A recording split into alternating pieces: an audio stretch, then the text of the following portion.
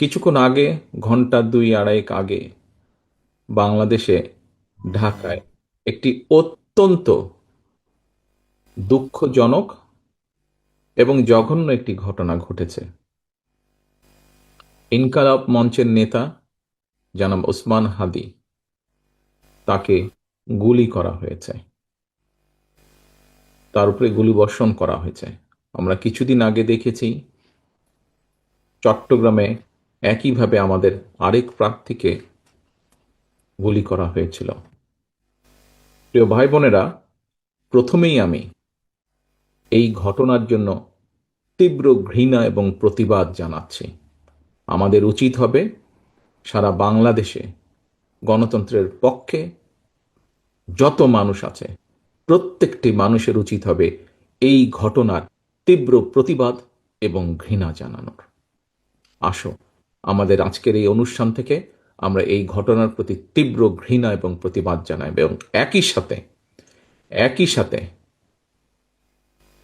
BNP এবং ছাত্র দলের দায়িত্বশীল একজন কর্মী হিসাবে আমাদের দায়িত্ব হবে প্রশাসনকে, যারা এই ঘটনার সুষ্ঠু তদন্ত করবে, তাদেরকে আমাদের অবস্থান থেকে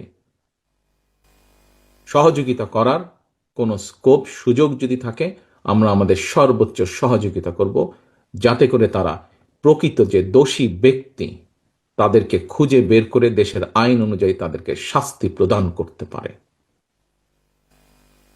প্রিয় ভাই বোনেরা,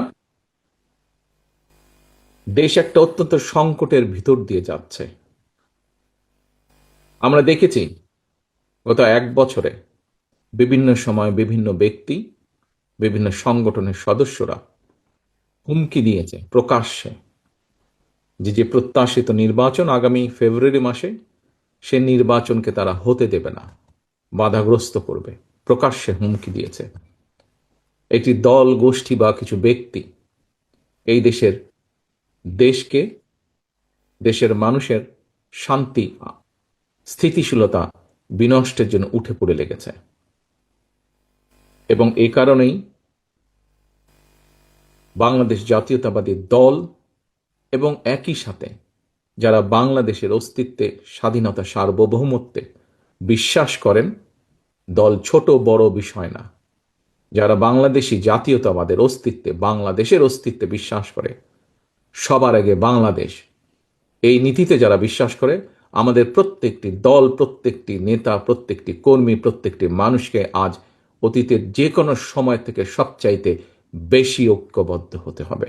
কারণ যারা এই দেশের স্বাধীনতাকে ধ্বংস করতে চায়, এই দেশের সার্বভৌমত্বকে ধ্বংস করে এই দেশের স্থিতিশীলতাকে ধ্বংস করতে চায়, তারা তাদের ষড়যন্ত্র যে শুরু করে দিয়েছে, আজকে ওসমান হাদির ঘটনা দিয়ে তা প্রমাণিত হয়। আমরা বিভ্রান্তি ছড়ানো থেকে প্রত্যেককে বিরত থাকতে হবে। কেউ যাতে কোনো বিভ্রান্তি ছড়ানোর সুযোগ না পায়, সেই ব্যাপারে আমাদেরকে সচেতন থাকতে হবে। এবং একই সাথে তদন্তের স্বার্থে যারা তদন্ত করবে, সত্যিকার অপরাধীকে যারা ধরবে, আমাদের অবস্থান থেকে যতটুকু সম্ভব আমরা সর্বোচ্চ সহযোগিতা করব। আজকের অনুষ্ঠানে আমার বক্তব্যের প্রথম অংশ এটি। আমাদেরকে প্রতিবাদ গড়ে তুলতে হবে এবং যে কোনো মূল্যে অন্যায়ের বিরুদ্ধে প্রতিবাদ গড়ে তুলতে হবে, যে কোনো অন্যায়ের বিরুদ্ধে এবং যে কোনো মূল্যে এই দেশের মানুষ যাতে করে তাদের হারানো গণতান্ত্রিক অধিকার ফিরে পেতে পারে, তার জন্য আমাদেরকে সদা সর্বদা সচেষ্ট এবং সতর্ক থাকতে হবে।